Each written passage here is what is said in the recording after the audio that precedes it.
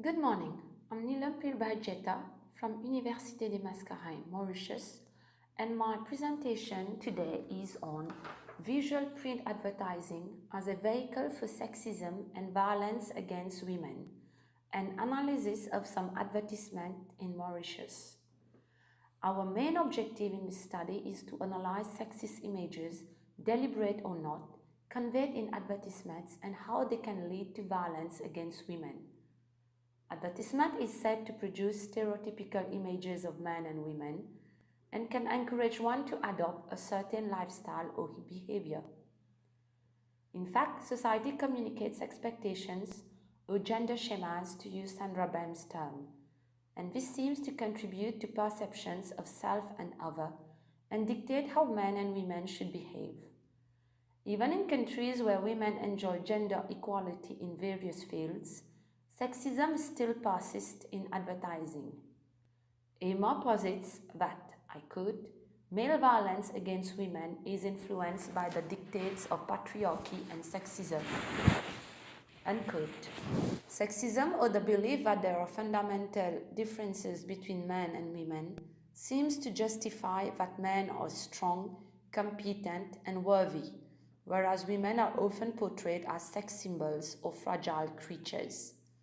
This can therefore have negative consequences for women.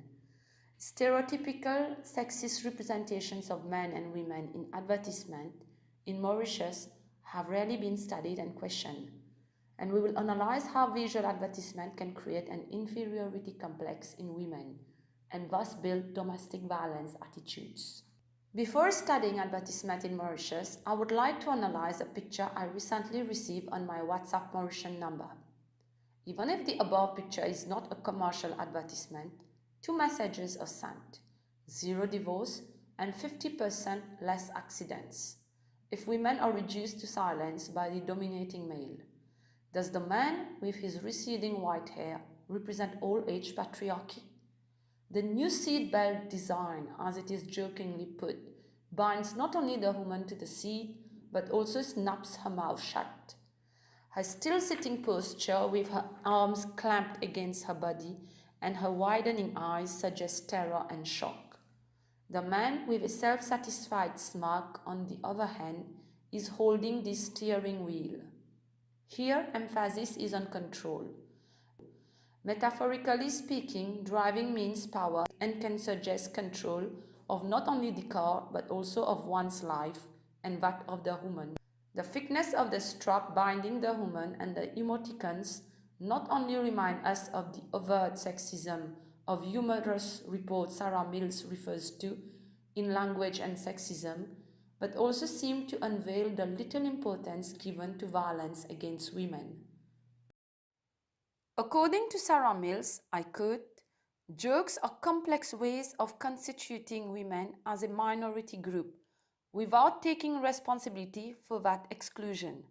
Sexist jokes allow generally unacceptable views of women to be expressed because the person who tells the joke generally can claim that they themselves did not make up that joke.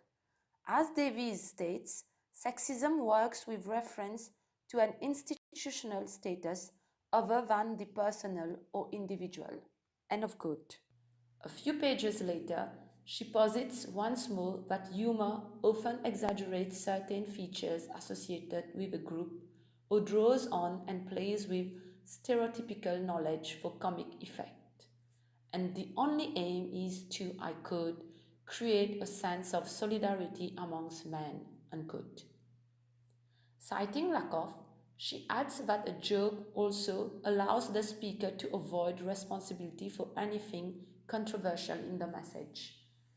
Indeed, according to research done, humor about women seems to reinforce unequal power relations. At one point, Mills argues that stereotypical statements are often challenged by feminists who play with humor and use sexist terms about women to combat sexism. Referring to Judith Butler, Mills also states that Butler equally sees the ironic usage of insult terms as a way of combating racist and sexist language. However, we feel that using humor on sensitive issues will not solve the whole problem of how women are seen and treated, especially if we bear in mind all the cultural aspects of certain societies. Analyzing the language used in advertisement to represent women makes us realize the degree of sexism and discrimination women face. Reforming a society is difficult. However, it is crucial to retain the concept of sexist language and continually draw attention to it. An example can be taken from the KFC advertisement below. How should we interpret the term chick? In this case, chick is a demeaning term which refers to a woman and automatically places the woman on the same level as an animal or food or a product to be consumed. The couple in the above picture might seem to represent a normal picture of maybe a moment at the movies. However, the leering and lusting look of the man, holding in one hand some chicks and the other arm stretched to hold his chick's shoulders, reminds us of women as possessions. But more important are the three words, chick to chick. According to a survey by The Guardian, the diminutive term chick used to refer to a woman is not only infantile, but reminds us that a woman, just like a chick, is not capable of speech or even complex thought. Women will remain an object, and these words are, I quote, all pecking slowly away at women's self-confidence, shaping the way women are seen in the workplace and having consequences every bit as real as the damage done by sticks and stones, unquote, unquote. This reminds us of Sunderland's notion of damaging discourses, which, I quote, focuses on the effect of discourses which are potentially damaging both to the individual and to the group who are being maligned, end of quote. Being called a chick is sexist, and there are lots of debates which discuss the issue where sexism is a type of hate speech. It is true that changes in women's status have resulted in greater workforce participation and a wider range of employment rights resulting from institutional and legal changes. With the Equal Opportunities Act, for instance, women have obtained on paper the same legal status as men. However, women do not enjoy full equality, and citing Gill, Mills notes that there is, I quote, a curious schizophrenia about women in many developed countries, unquote. What about women's status in underdeveloped countries, or even on a small island like Mauritius, where culture, religion, and ethnicity form an integral part of the education and where sexism seems to be ingrained in the social structures? Further studies on how women view themselves, especially after seeing some advertisement, can unveil how the sexualization of women's bodies in public space is negative to a woman's self-image. In fact, representation of women as objects go virtually unremarked upon in Mauritius. In 2016, Trisha Gokul, a gender specialist, requested that the Ministry of Equality ban an advertisement of Coca-Cola, which showed a woman opening her mouth to drink from a bottle. The ministry accepted but retracted afterwards.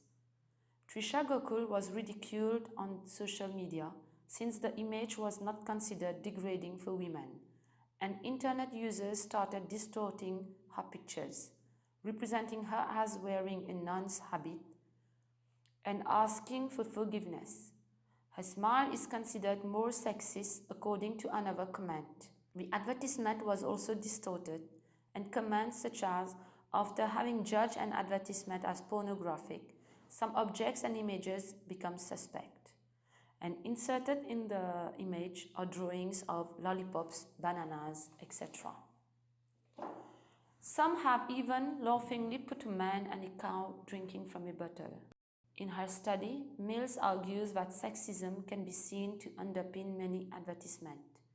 And citing Cameron, she reveals that it is difficult to complain to the advertising regulatory bodies and accuse advertisement of being overtly sexist, even in the UK. In Mauritius, the Independent Broadcasting Authority, IBA, is an approved body which has set up the code of advertising practice. IBA does not preview advertisement before production. However, everyone should comply with the code. A close analysis of some terms in the article reveals the vagueness of some words. For instance, advertisers are asked to beware of stereotyping. Advertisements must be decent and be presented with good taste, and disturbing and offensive materials such as words, phrases, sounds, and images should be avoided. However, neither explanations nor examples which might clarify these terms are given. What, for instance, does decent mean in this context? The dictionary defines decent as conforming with generally accepted standards of respectable or moral behavior.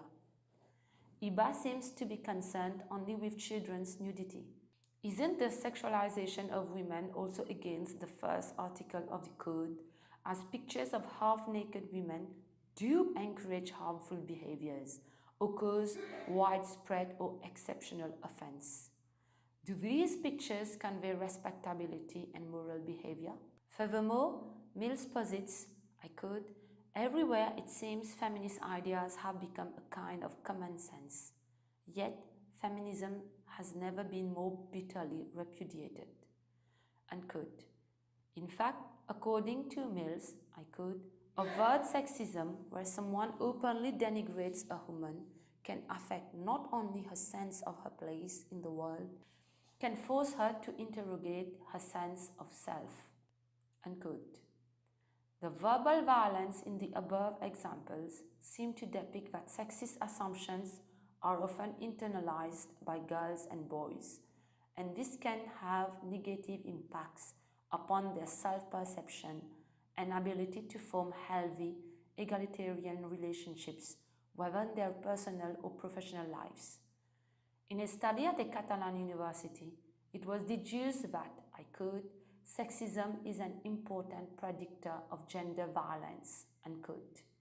According to the research, I quote, "Sexism is thought to give rise to stereotyped positions about similarities and differences between men and women, in which women are seen as inferior.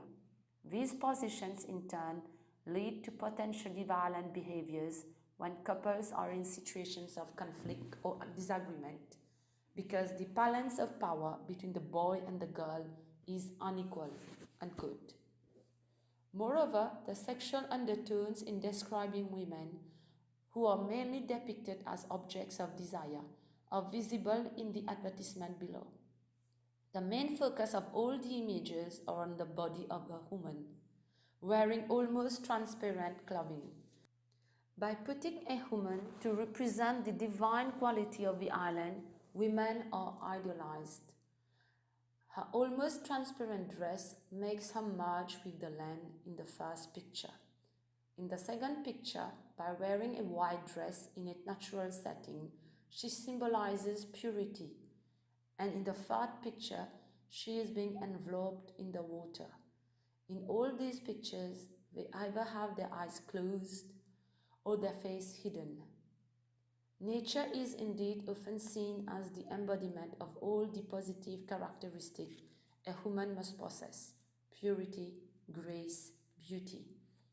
Midori Saito argues that, I quote, "the link between the land and femininity is often underlined, and women come to signify docility and passivity in many of the texts by Caribbean writers. The identification of women with nature or motherhood is not questioned, and whether this gender relationship has been reinforced by colonialism has so far been overlooked."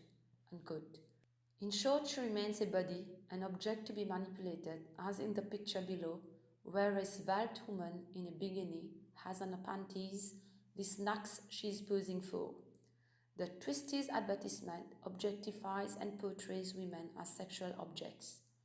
According to some French researchers, such as Francine Descaries, Jacques Nantel, and Jean Gilbourne, the new model of woman as depicted by advertisement is to be an object, sexually available and at the beck and call of men. Most advertisements tend to represent women as an object, and this may lead to an incitement to violence against women in general, or as affirming violence against women as normal. I quote, "In the debate about lesbian jokes in the pages of the journal Humor, it was asserted by Davies that jokes do not have a major impact on the real world. Bing responded, certainly a few jokes by themselves cannot dehumanize a group of people, even an underprivileged group.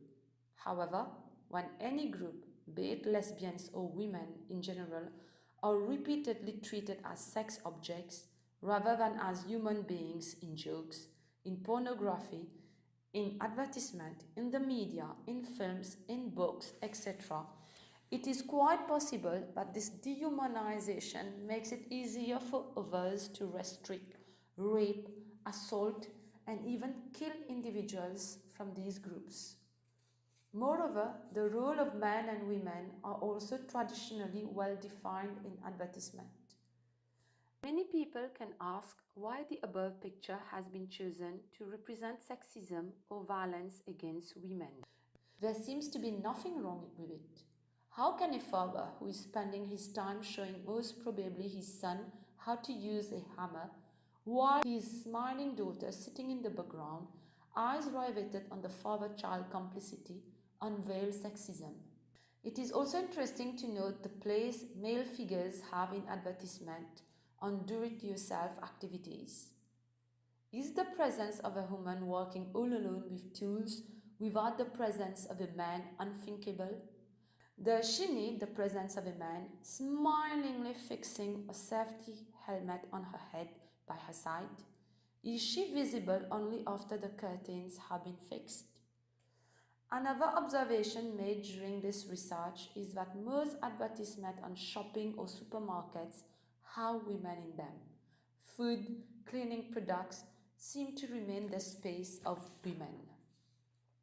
All the above pictures feature women, and even if they look like independent consumers, their laughing faces and excitement at holding pans, iron, or groceries seem to add to their stereotypes on women.